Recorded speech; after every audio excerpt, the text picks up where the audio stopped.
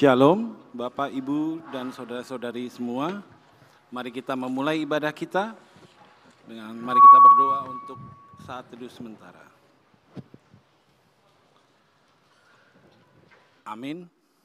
Mari kita memuji nama Tuhan dengan pujian dari Kidung Jemaat nomor 3 ayat 1 dan 2, kami puji dengan riang.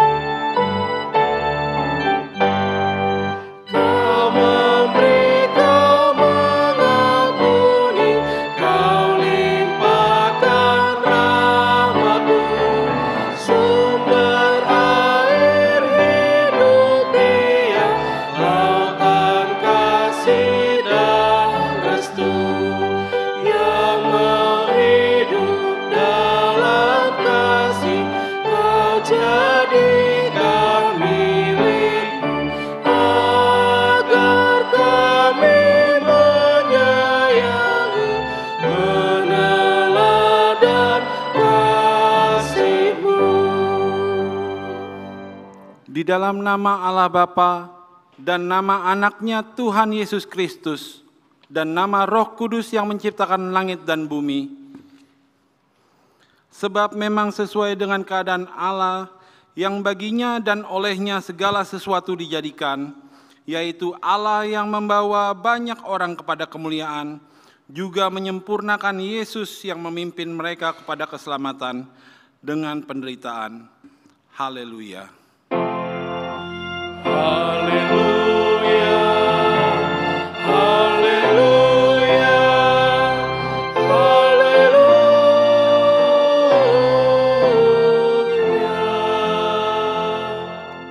Mari kita berdoa. Ya Bapa kami yang Maha Pengasih, Allah sumber kebahagiaan kami, pada masa-masa kami ini mengingat dan merenungkan, Engkau telah tidak menunda-nunda tetapi menyerahkan anak-Mu yang tunggal itu ke dalam tangan orang berdosa. Dia menderita aib dan nista dan akhirnya mati di kayu salib. Tolonglah kami agar kami tahan dan bertekun dalam penderitaan seperti Dia, supaya nama-Mu bersama-sama dengan Tuhan Yesus Kristus dan Roh Kudus dipermuliakan. Amin.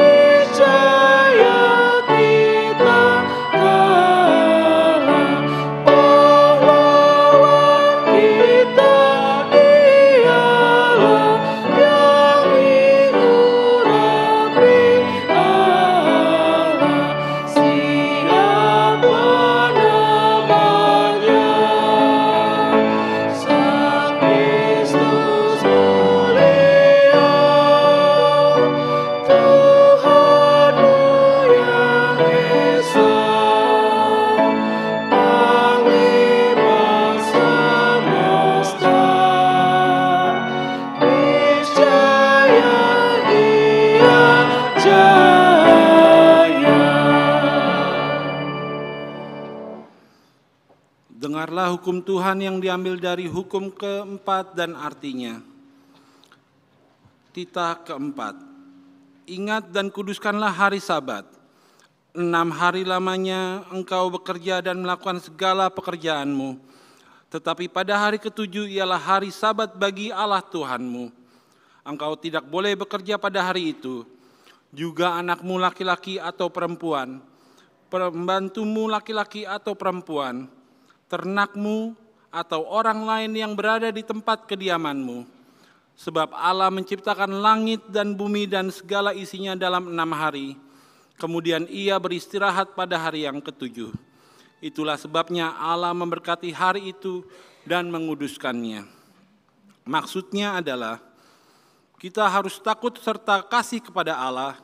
Sebab itu jangan menganggap rendah akan ajaran dan firman Allah. Hendaklah kita menganggap itu kudus, dan hendaklah kita tekun mendengar dan mempelajarinya dengan gembira. Demikian hukum Tuhan, marilah kita memohon kekuatan dari Tuhan Allah.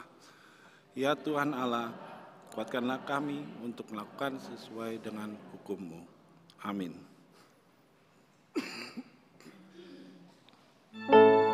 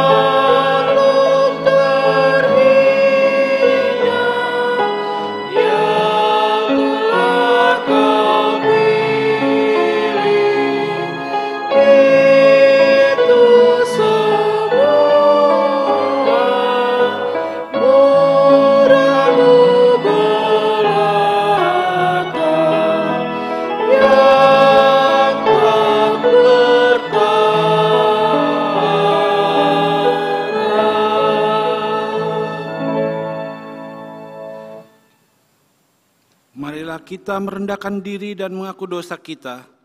Mari kita berdoa. Ya Tuhan kami yang Maha Kasih dan Maha Kudus, Bapa kami di dalam Yesus Kristus, setiap kali kami datang ke hadapan-Mu, kami merasa bahwa kasih-Mu sangat kami butuhkan. Karena itu kami datang merendahkan diri hari ini kepadamu dan mengaku bahwa kami sering seperti domba yang sesat, menyimpang dari jalan yang benar. Janganlah Engkau mengucilkan kami dari hadapan-Mu oleh karena dosa dan pelanggaran kami. Karena Engkau tidak menginginkan kematian dari orang fasik, melainkan Engkau menginginkan pertobatannya agar dia selamat. Ampunilah segala kesalahan dan pelanggaran kami dengan perantaraan penghulu kami yang tunggal itu, Anak-Mu Yesus Kristus, Tuhan. Tetapkanlah anugerah-Mu bagi kami dengan perantaraan kesaksian dan kuasa Roh Kudus, supaya kami terhibur dan datang memanggil Engkau, dan agar segala perbuatan dan kelakuan serta pikiran kami menjadi kemuliaan bagi nama-Mu yang kudus itu. Amin.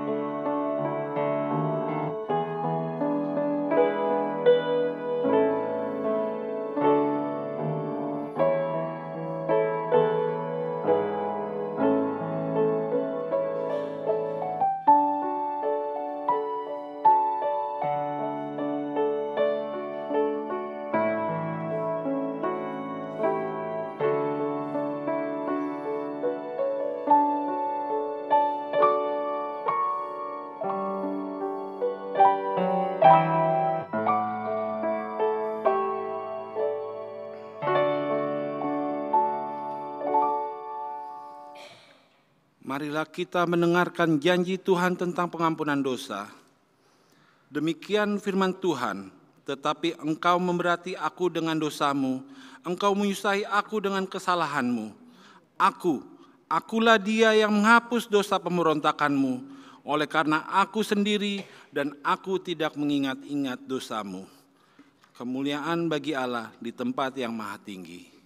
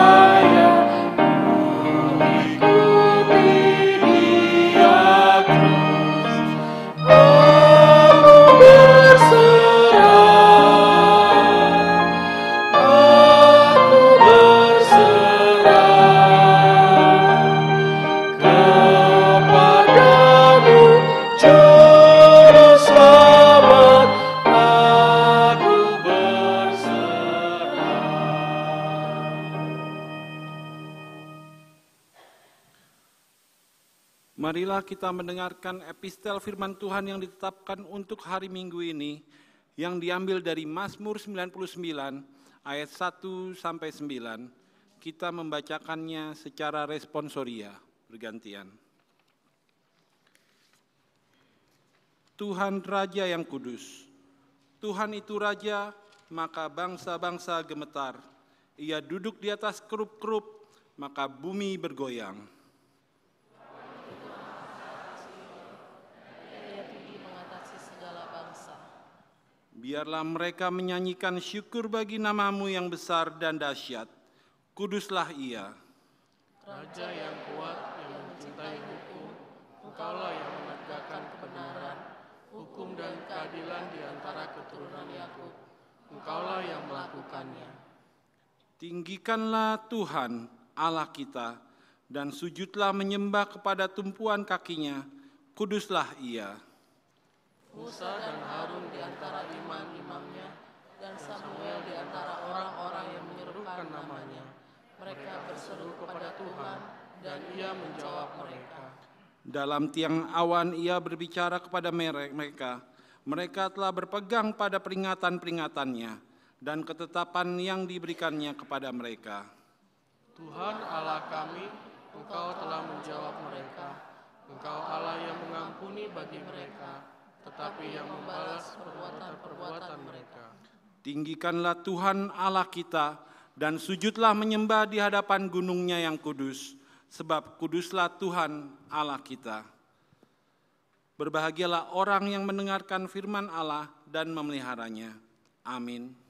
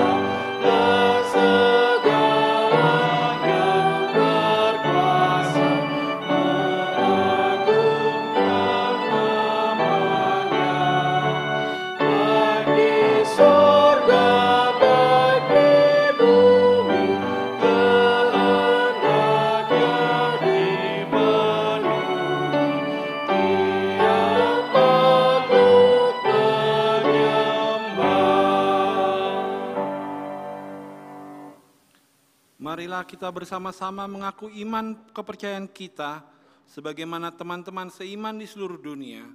Kita bersama-sama mengucapkannya. Aku percaya kepada Allah, Bapa yang Maha Kuasa, Khalik langit dan bumi. Aku percaya kepada Yesus Kristus, anaknya yang tunggal, Tuhan kita, yang dikandung daripada Roh Kudus, lahir dari anak darah Maria, yang menderita sengsara di bawah pemerintahan Pontius Pilatus, disalibkan, mati dan dikuburkan, yang turun ke dalam kerajaan maut. Pada hari yang ketiga, bangkit pula dari antara orang mati, naik surga, duduk di sebelah kanan Allah, Bapa yang Maha Kuasa. Dari sana akan datang kelak untuk menghakimi orang yang hidup dan yang mati. Aku percaya kepada Roh Kudus dan adanya satu gereja yang kudus, persekutuan orang kudus, pengampunan dosa, kebangkitan daging, dan hidup yang kekal. Amin.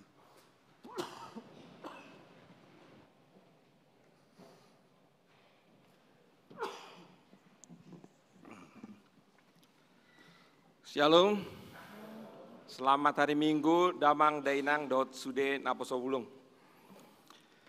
Akan kami bacakan warta jemaat minggu ini, Minggu tanggal 19 Februari 2023. Yang pertama, nama minggu hari ini adalah Minggu Estomihi, yang artinya Engkau akan menuntun dan membimbing aku, dengan topik Yesus Sang Raja yang Maha Mulia. Yang kedua, berita duka cita. Pada hari Senin tanggal 13 Februari 2023 telah meninggal dunia seorang pemuda bernama Igor Humbara Nathanael Radot Manorangi Lumbantoruan dalam usia 22 tahun, putra dari Bapak Situa Insinyur Tanggor M. Lumbantoruan, ibunya Retta Dewi Boru Nenggolan, alamat Jalan Walet nomor 2 RT 04 RW 011 Kafling Rempua Permai Housing Bintaro Jakarta Selatan, masuk Banjar Bintaro Perdagangan. Jenazahnya dimakamkan pada hari Selasa tanggal 14 Februari 2023 di TPU Tanah Kusir. Kiranya Tuhan memberikan kekuatan serta penghiburan bagi seluruh keluarga yang ditinggalkan oleh almarhum.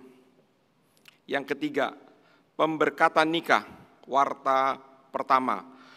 Akan menerima pemberkatan nikah Victor Sitong Maruhum Simatupang, putra dari Bapak Era Tumin Simatupang, ibunya Adermina Boru Lumbang Gaul, alamat Jalan Danau Kelapa 28 nomor 43, Kelapa 2 Tangerang, warga jemaat HKBP Perumnas Tangerang, Resort Perumnas Tangerang, dengan Evelina Artamiduk Situmorang, putri dari Bapak Timbul Marihot Hasolowan Situmorang, ibunya Lisbeth Rosa Uli Borunababan, alamat Jalan Arteri Pondok Indah RT 11 RW 09 nomor 8, Tanah Kusir 2 Kebayoran Lama, Jakarta Selatan.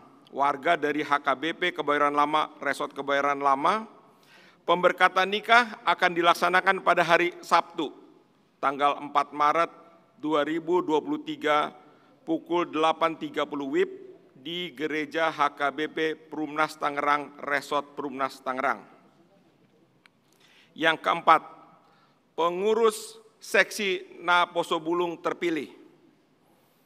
Pada hari Kamis tanggal 16 Februari 2023 pukul 20 WIB telah terlaksana pelantikan pengurus baru seksi Naposobulung HKBP Resort Kebayoran Lama periode Februari 2023 sampai dengan Februari 2024 dalam sermon Naposo dengan susunan kepengurusan sebagai berikut.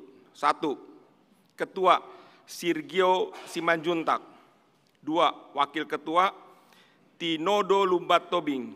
Ketiga, Sekretaris Dorti Hutagalung. Keempat, Bendahara 1 Angel Berta Hutagalung. Kelima, Bendahara 2 Lydia Manik.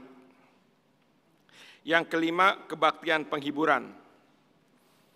Pada hari Rabu tanggal 22 Februari 2023 pada pukul 20 WIB usai sermon Parhalado akan diadakan kebaktian penghiburan.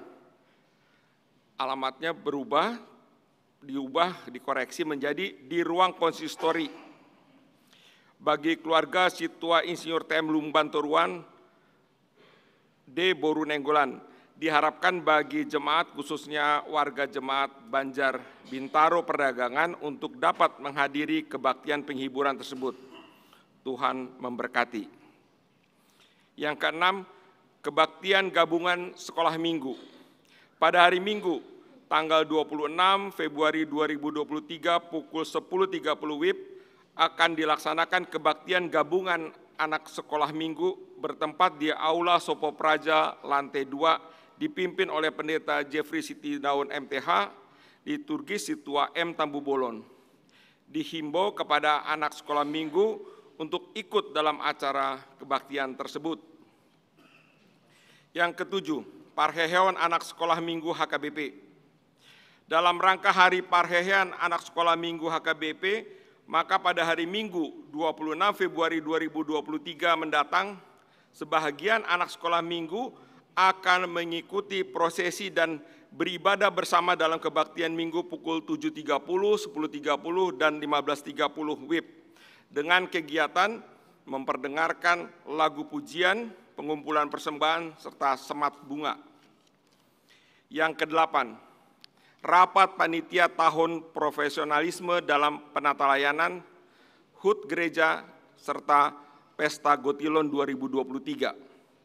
Pada hari ini Minggu 19 Februari 2023 pukul 12.00 WIB, sesudah ibadah minggu kedua, bertempat di Aula Sopo Praja, akan diadakan rapat panitia tahunan profesionalisme dalam penata layanan, HUT Gereja, serta Pesta Gotilon 2023. Dihimbau kepada Ketua Panitia beserta seluruh anggota panitia untuk datang menghadiri rapat tersebut dan warta jemaat ini sebagai undangan resmi.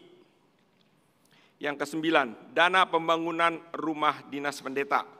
Sesuai dengan hasil rapat panitia pembangunan rumah dinas Huria pada tanggal 26 Desember 2022 yang lalu dan telah disampaikan di sermon Parhalado pada hari Rabu tanggal 28 Desember 2022 yang lalu, diputuskan bahwa 1.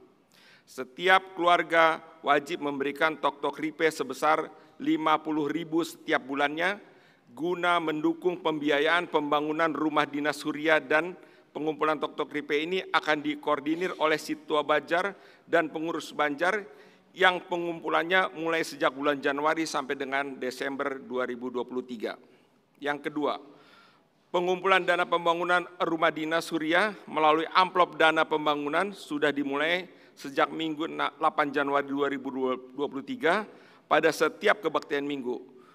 Tuhan menyertai setiap pemberian kita demi kemuliaan Tuhan. Yang ke-10, rekening untuk pembangunan rumah dinas pendeta. Pengumpulan dana untuk pembangunan rumah dinas Huria untuk pendeta resort dan pendeta fungsional dapat disetorkan melalui Bank Mandiri, rekening seperti pada warta jemaat, atas nama HKBP Kebayoran Lama Pembangunan. Dengan bendahara panitia pembangunan, Inang Sasru Boru Gultom, HP seperti pada warta jemaat. Yang terakhir, Sekolah Alkitab Perempuan.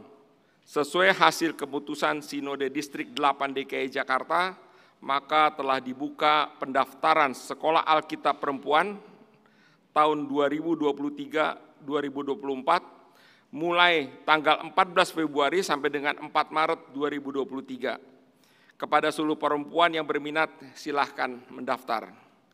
Demikianlah warta jemaat kita untuk minggu ini. Tuhan Yesus memberkati.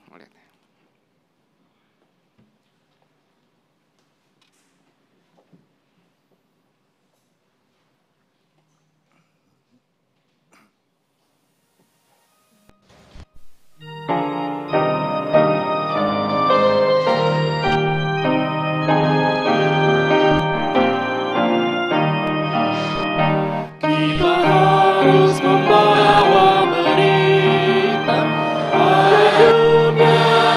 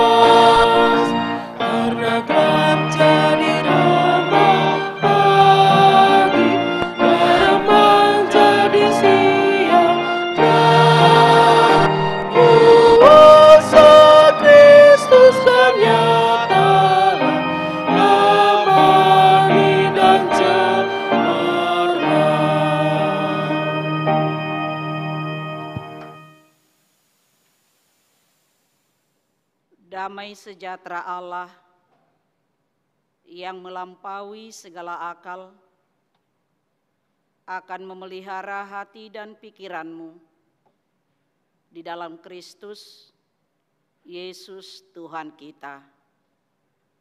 Amin. Jemaat yang dikasihi oleh Tuhan kita Yesus Kristus, firman Tuhan yang menjadi khotbah kita pada minggu hari ini, yaitu Minggu Estomihi, tertulis dalam kitab 2 Petrus pasal 1 dimulai dari ayat 16 sampai dengan ayat 21. Demikian pembacaan firman Tuhan. Saya membacakannya untuk kita semuanya. Sebab kami tidak mengikuti dongeng-dongeng isapan jempol manusia ketika kami memberitahukan kepadamu kuasa dan kedatangan Tuhan kita Yesus Kristus sebagai Raja. Tetapi kami adalah saksi mata dari kebesarannya. Kami menyaksikan bagaimana Ia menerima kehormatan dan kemuliaan dari Allah Bapa ketika datang kepadanya suara dari Yang Maha Mulia yang mengatakan, "Inilah anak yang kukasihi, kepadanya lah aku berkenan." Suara itu kami dengar datang dari sorga ketika kami bersama-sama dengan Dia di atas gunung yang kudus. Dengan demikian, kami makin diteguhkan oleh firman yang telah disampaikan oleh para nabi. Alangkah baiknya kalau kamu memperhatikannya sama seperti memperhatikan pelita yang bercahaya di tempat yang gelap sampai fajar menyingsing dan bintang timur terbit bersinar di dalam hatimu. Yang terutama harus kamu ketahui ialah bahwa nubuat-nubuat dalam kitab suci tidak boleh ditafsirkan menurut kehendak sendiri, sebab tidak pernah nubuat dihasilkan oleh kehendak manusia, tetapi oleh dorongan Roh Kudus orang-orang berbicara atas nama Allah. Demikian pembacaan firman Tuhan. Jemaat yang dikasihi oleh Tuhan kita Yesus Kristus, hoax adalah salah satu ancaman bagi publik di masa kini. Publik diadu domba dengan berita-berita yang tidak terbukti kebenarannya, bahkan tidak terbukti sumbernya dari mana. Ditambah lagi penyebarannya yang masif dan cepat, sehingga masyarakat bingung berita mana yang harus mereka percayai. Tidak jarang juga hoax dibuat untuk mendongkrak popularitas dan meraup keuntungan pribadi. Walau undang-undang yang menjadi payung hukum telah dibuat, tapi hoax tidak menurun, tetap masih mengancam kita. Karena itu Bapak Ibu Saudara-saudara, hati-hati. Waspadalah, manatma, hati-hati meneliti, memahami, melihat, mencerna. berita-berita yang kita lihat di media sosial pada saat ini, hati-hati memakai media sosial kita. Hal itulah juga yang dialami oleh Rasul Petrus di jemaat mula-mula, jemaat yang ada di perantauan. Di mana jemaat itu kebanyakan berasal dari orang Yahudi. Orang Yahudi yang rindu menantikan kedatangan Yesus kembali ke tengah-tengah dunia ini.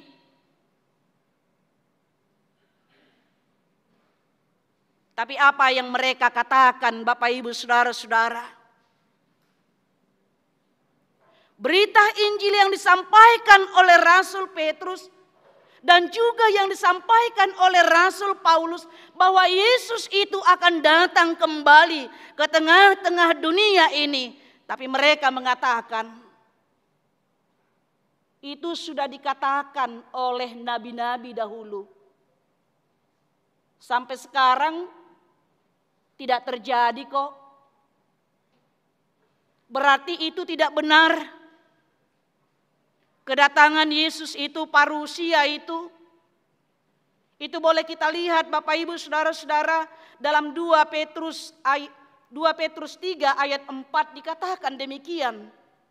Saya bacakan mulai dari ayat 3 sampai dengan ayat 4. Yang terutama harus kamu ketahui ialah bahwa pada hari-hari zaman akhir akan tampil pengejek-pengejek dengan ejekan-ejekannya, yaitu orang-orang yang hidup menurut hawa nafsunya.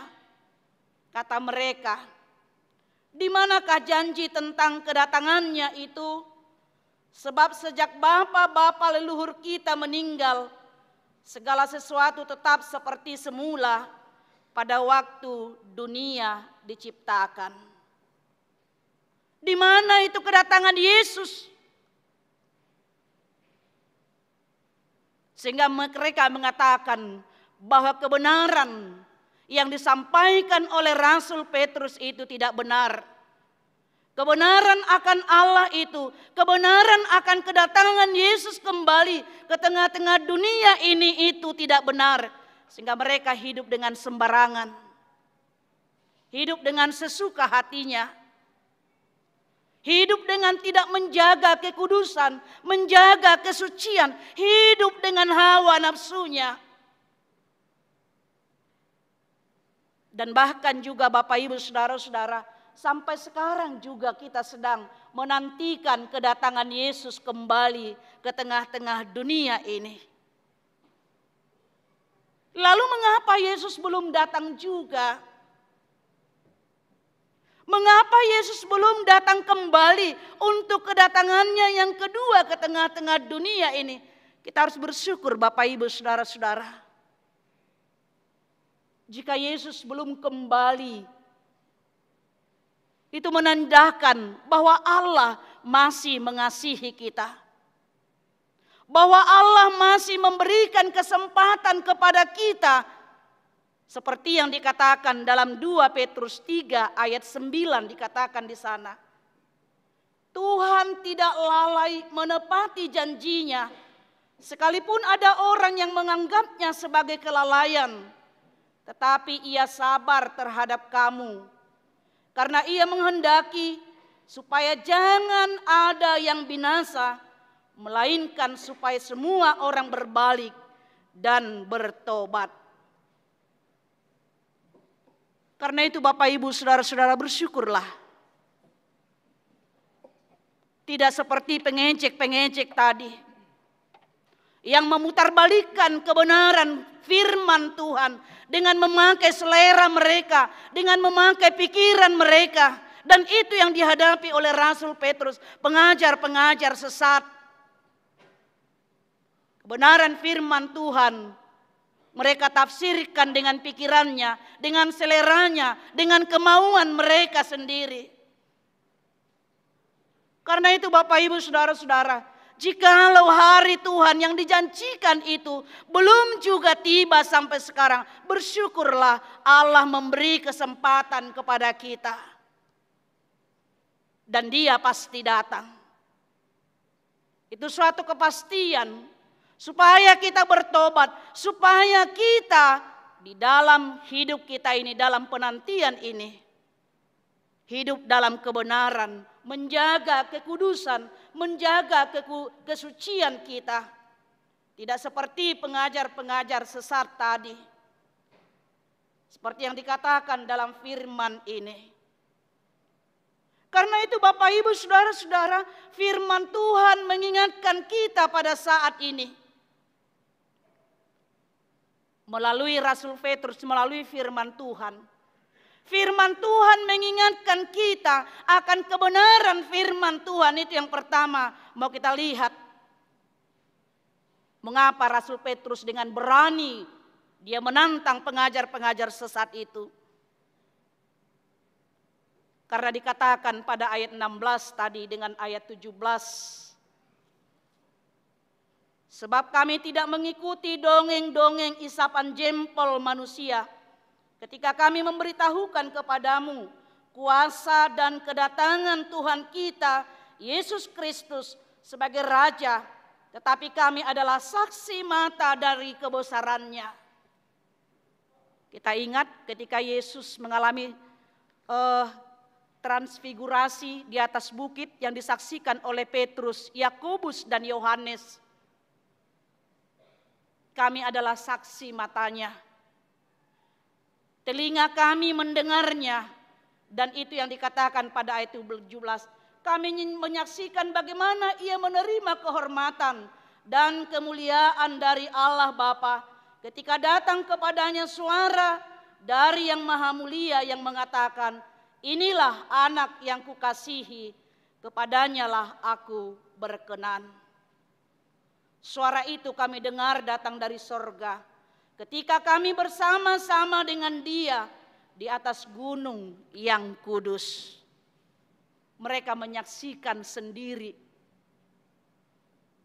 bahwa Allah itu anak, bahwa Yesus itu adalah anak Allah yang ditetapkan oleh Allah Bapanya dengan suara dari surga melalui transfigurasi Allah di atas bukit tersebut, di atas gunung tersebut.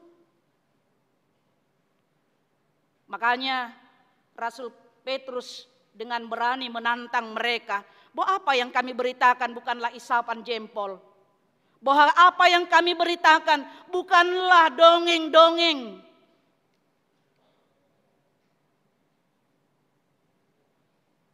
Atau dalam bahasa Batak dikatakan turi-turian. Bukan cerita. Tapi itu adalah kebenaran yang kami saksikan, yang kami lihat sendiri, yang kami dengar sendiri. Karena itu Bapak Ibu Saudara-saudara,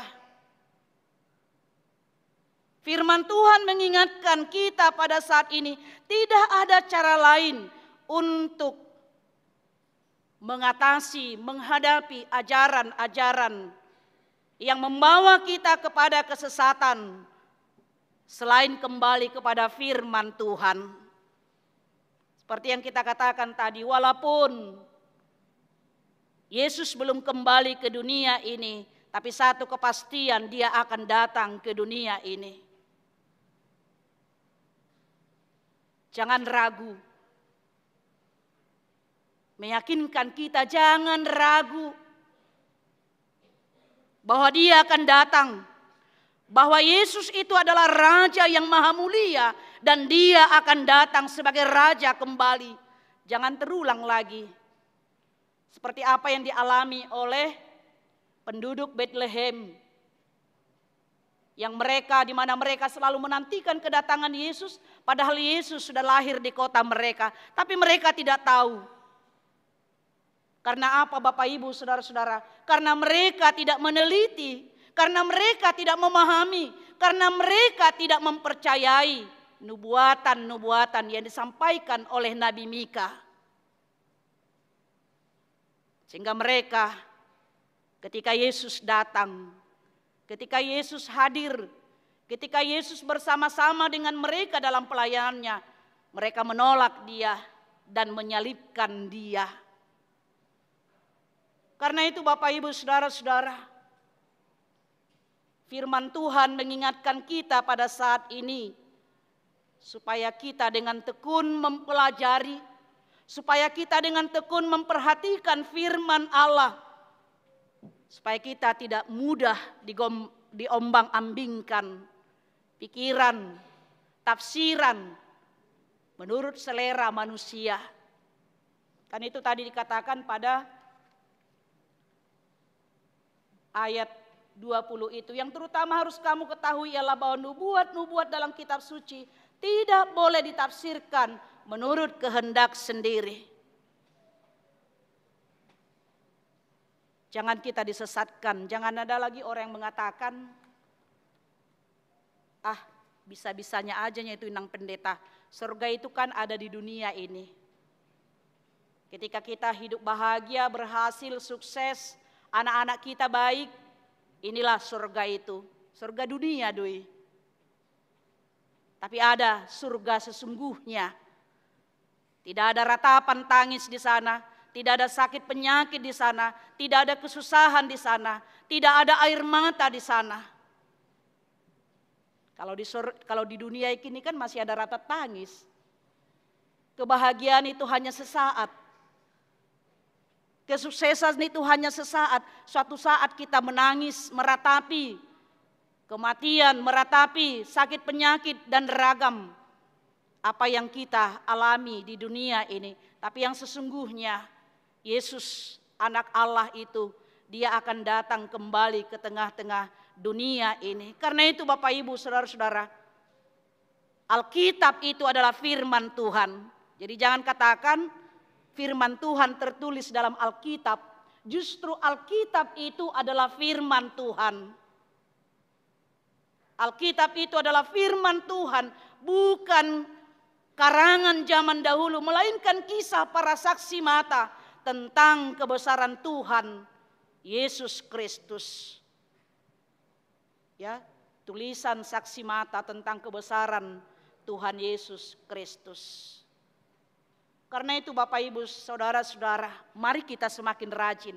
Jadi 3 minggu ini kita selalu diingatkan untuk senantiasa hidup dalam firman Tuhan. 3 minggu yang lalu tanggal 5 Februari kita diingatkan, yaitu mendengar dan melakukan firman Tuhan. Kemudian minggu kemarin tanggal 12 kita diingatkan kebahagiaan orang yang hidup di dalam Tuhan melalui firman-Nya. Kemudian pada hari ini kita diingatkan kembali supaya kita rajin ya membaca, memahami, meneliti, mencermati firman Tuhan dan mempercayai firman Tuhan itu. Karena dengan firman Tuhanlah kita akan mempertimbangkan mana ajaran sesat, mana ajaran palsu, mana ajaran yang benar, mana ajaran yang tidak benar. Karena dasar kebenaran itu adalah firman Tuhan. Dasar kebenaran itu adalah Yesus Kristus, firman yang telah menjadi daging.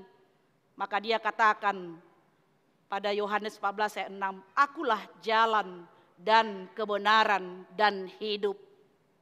Akulah jalan dan kebenaran dan hidup. Jadi jangan susah Bapak Ibu Saudara-saudara, di mana inang pendeta kita cari kebenaran itu. Di dalam Yesus ada kebenaran. Di mana kita cari kebenaran itu? Di dalam firman Tuhan ada kebenaran, bukan di dunia ini. Bisa saja menurut kita benar, tapi menurut orang lain tidak benar. Sedangkan masalah adat aja, bagi orang Batak berbeda-beda ya Manginang ya. Kalau Patu Pahon adat di Jakarta ini dengan Bonapasogit berbeda. Mereka mengatakan itu semua benar. Kembalilah ke Alkitab. Kalau mungkin saya pernah katakan Bapak Ibu Saudara-saudara, kalau mungkin saya pendeta, saudara-saudara lihat Bapak Ibu, maaf Amanginang, mungkin pergi dia ke pub, ke diskotik, maaf ya. Mungkin saudara-saudara akan mengatakan, pendeta macam mana itu? Masa dia pergi ke sana? Melihat hal-hal seperti itu. Oh, kalau di Eropa sana itu sah-sah saja. Justru tugasnya pendeta harus mendatangi tempat-tempat hiburan, itu tidak salah. Bagi kita, etika kita itu salah. Karena itu Bapak Ibu saudara-saudara, kembalilah. Firman Tuhan yang menjadi tolak ukurnya. Firman Tuhan yang menjadi standarnya. Firman Tuhan yang menjadi kebenaran. Ukuran kebenaran itu di dalam kehidupan kita.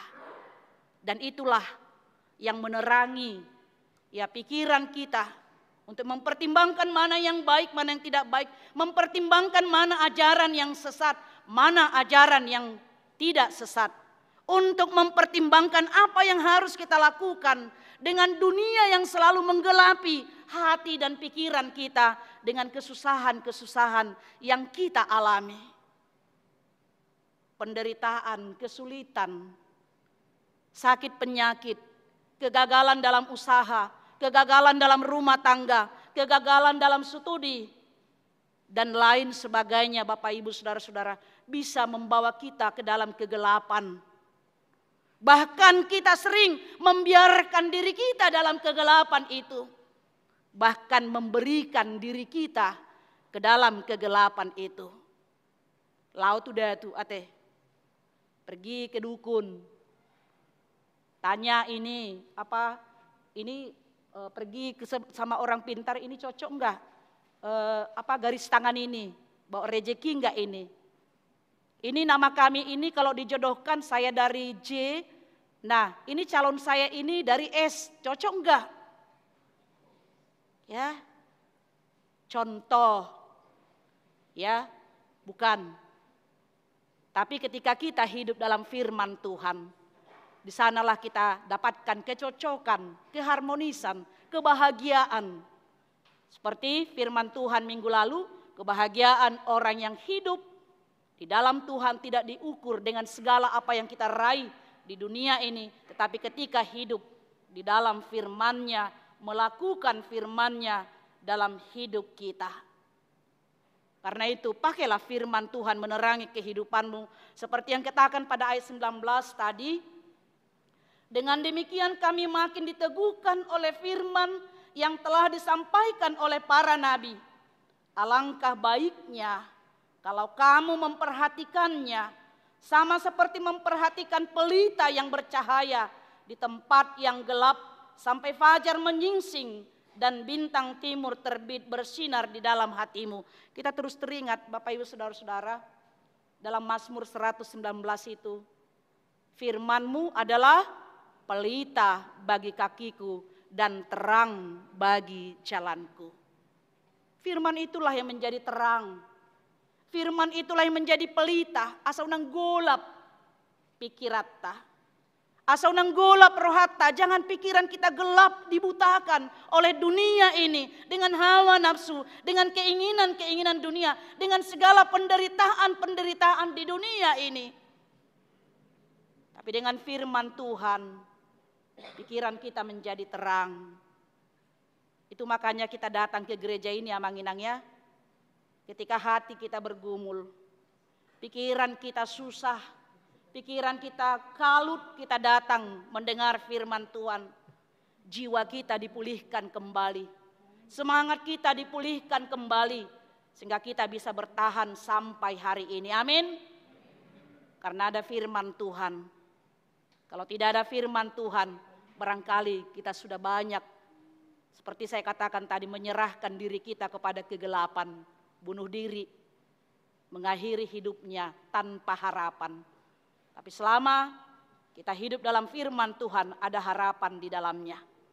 Itulah yang menjaga kita, itulah yang memelihara kita, itulah yang menjadi kubu pertahanan dan perlindungan kita. Estomihi.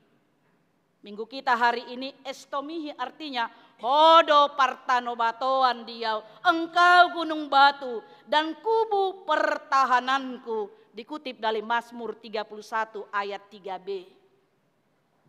Engkaulah pertahananku, engkaulah gunung batuku, kubu pertahananku. Tidak ada yang lain Bapak Ibu Saudara-saudara. Hanya berpegang kepada firman Tuhan. Itulah kekuatan kita. Berjalan di tengah derasnya arus dunia ini. Dengan ajaran-ajaran yang menyesatkan pikiran kita. Yang kedua, apa yang mau kita disampaikan oleh firman Tuhan, kita harus menjadi saksi bahwa Yesus itu Sang Raja yang maha mulia, anak Allah. Dan kesaksian itu Bapak Ibu, Saudara-saudara, harus kita nyatakan dalam kehidupan kita. Ya, kita katakan dia raja, seperti kesaksiannya dalam topik minggu kita ini. Dalam topik minggu kita dikatakan Yesus Sang Raja yang maha mulia. Raja. Kalau seorang raja bertitah, bagaimana Bapak Ibu Saudara-saudara? Semua rakyat harus melaksanakannya tanpa terkecuali. Ketaatan kepada seorang raja luar biasa. Itu makanya ada orang Batak, istilah orang Batak mengatakan molo marsuru raja ahado teh ya manginang. Molo marsuru raja daso oluan. Tidak bisa. Tidak boleh mengelak, tidak boleh majua, tidak boleh menolak. Hebat kan?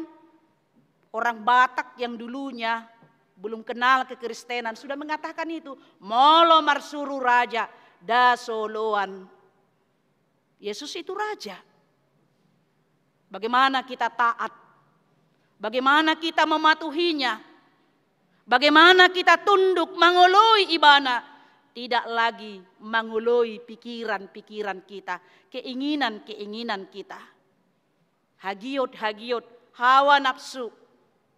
Tapi mengikuti seperti yang dikatakan tadi oleh firman Tuhan, oleh Raja itu, yaitu Yesus Kristus, firman yang telah menjadi daging tersebut. Taatilah, turutilah, maka engkau akan berbahagia. Itu satu kepastian Bapak Ibu Saudara-saudara. Tapi ingat, itu tidak mudah dan tidak proses yang instan ya. Tapi mengalami proses dalam kehidupan kita. Orang yang gigih, orang yang taat, orang yang senantiasa meneliti firman Tuhan dan menghidupi firman Tuhan itu, dia akan memperoleh kebahagiaan itu di dalam hidupnya. Dan yang ketiga, firman Tuhan mengingatkan kita, iman kita tidak berdasarkan pikiran. Boleh memakai pikiran, boleh. Rasul Paulus mengatakan, pakailah akal dan pikiranmu. Tapi jangan semata-mata hanya memakai pikiran kita. Karena iman kita itu translogika manusia, di atas dari logika, di atas dari pikiran kita. Sama seperti dikatakan tadi dalam firman Tuhan ini, ya, dari ayat 20 sampai 21, yang terutama harus kamu ketahui ialah bahwa nubuat-nubuat dalam kitab suci tidak boleh ditafsirkan menurut kehendak sendiri. Sebab tidak pernah nubuat dihasilkan oleh kehendak manusia, tetapi oleh dorongan Roh Kudus, orang-orang berbicara atas nama Allah. Jadi Alkitab itu dituliskan oleh orang-orang kudus.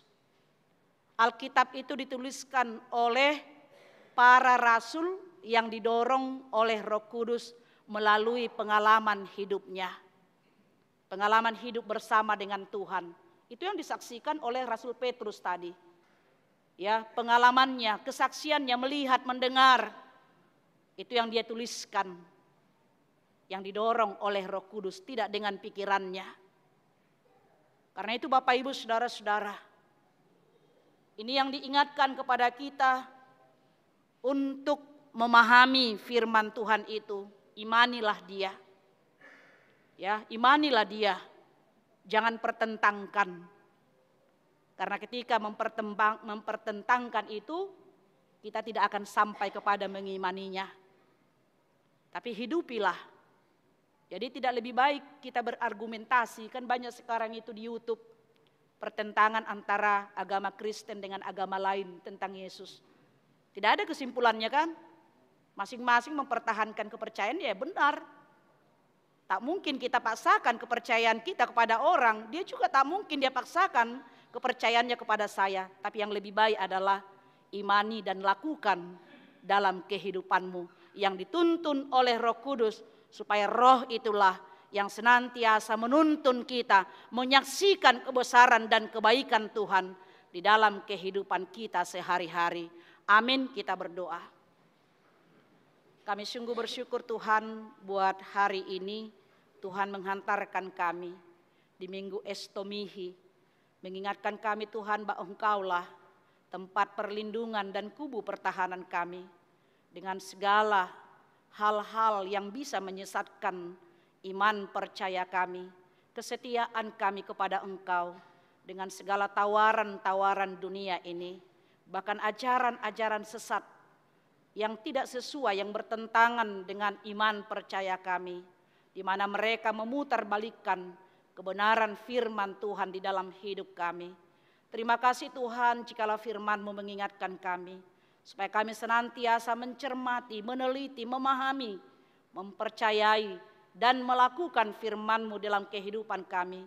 Karena di sanalah kami dapati kebahagiaan yang sesungguhnya bukan hanya di dunia ini, tapi kehidupan kekal yang akan Kau sediakan bagi orang-orang yang percaya, yang setia dan taat kepada Engkau pada kedatangan Yesus yang kedua kali ke tengah-tengah dunia ini kembali.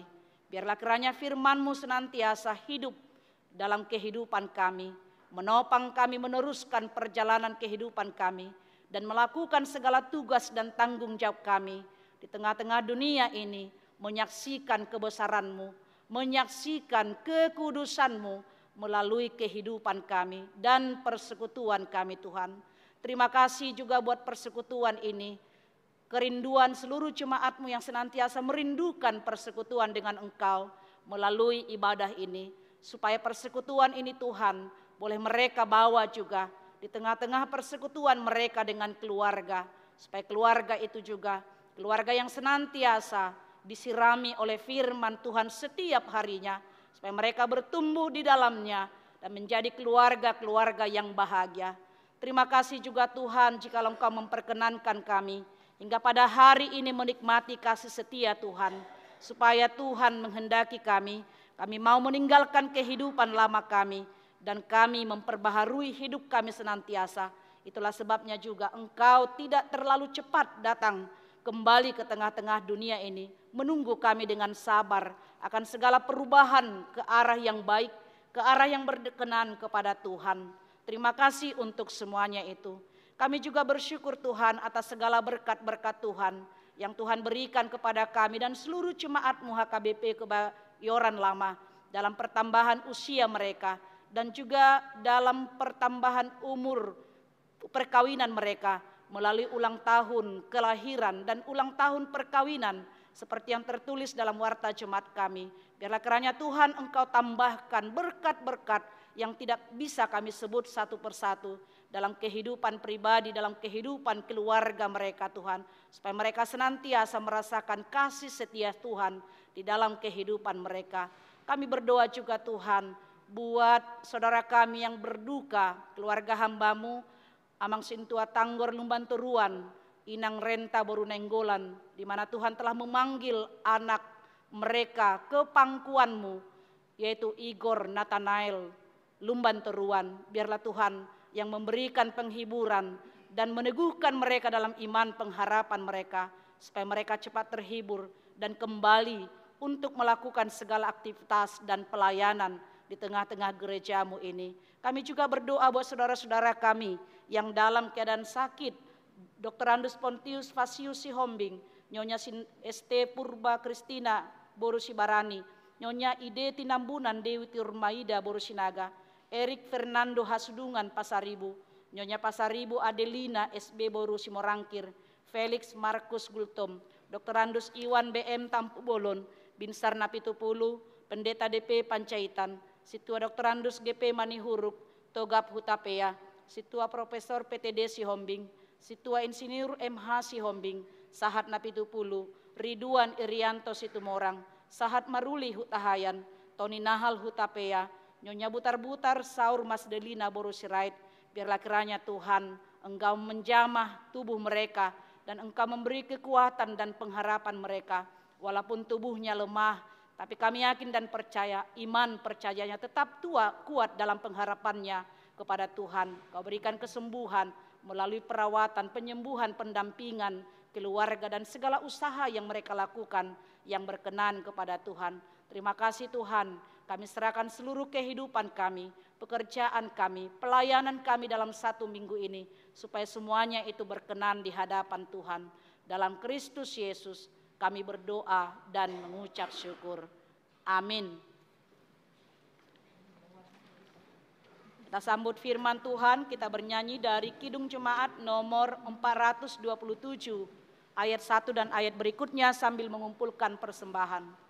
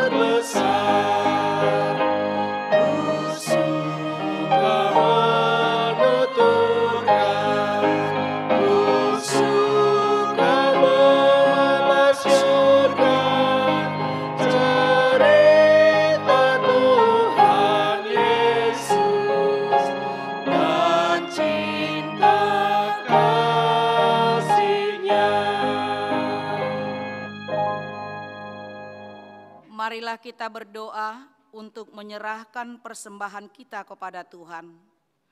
Ya Allah Bapa kami yang di sorga, kami mengaku bahwa Tuhan adalah sumber dari segala karunia yang melimpah dalam kehidupan kami masing-masing.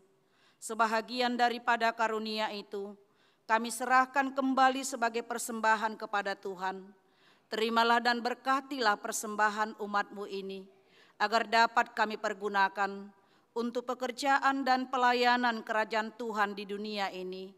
Bukalah hati kami untuk mengenal betapa banyak berkat dan karunia yang kami peroleh dari Tuhan, supaya kami senantiasa bersyukur kepadamu. Di dalam nama Yesus Kristus Tuhan kami. Amin.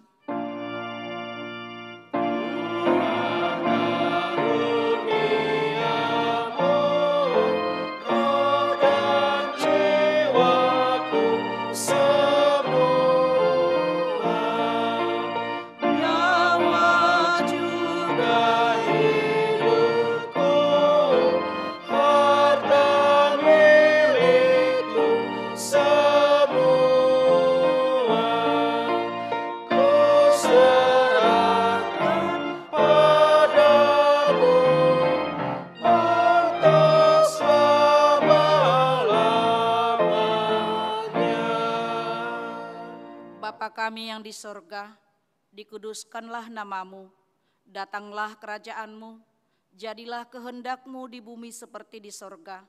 Berikanlah kami pada hari ini makanan kami yang secukupnya, dan ampunilah kami akan kesalahan kami, seperti kami juga telah mengampuni orang yang bersalah kepada kami. Dan janganlah membawa kami ke dalam pencobaan, tetapi lepaskanlah kami daripada yang jahat.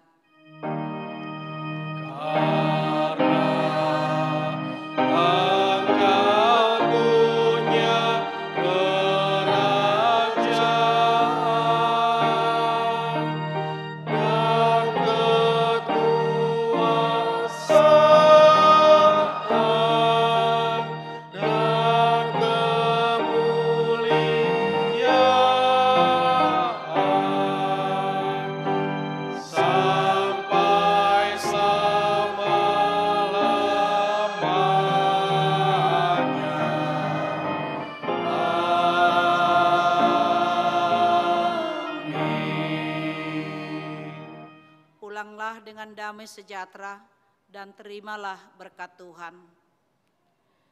Tuhan memberkati engkau dan melindungi engkau. Tuhan menyinari engkau dengan wajah-Nya dan memberi engkau kasih karunia.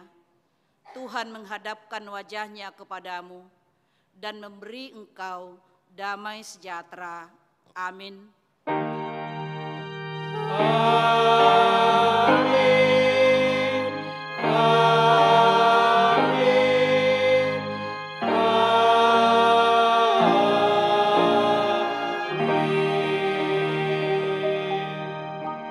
Selamat hari Minggu buat kita semuanya.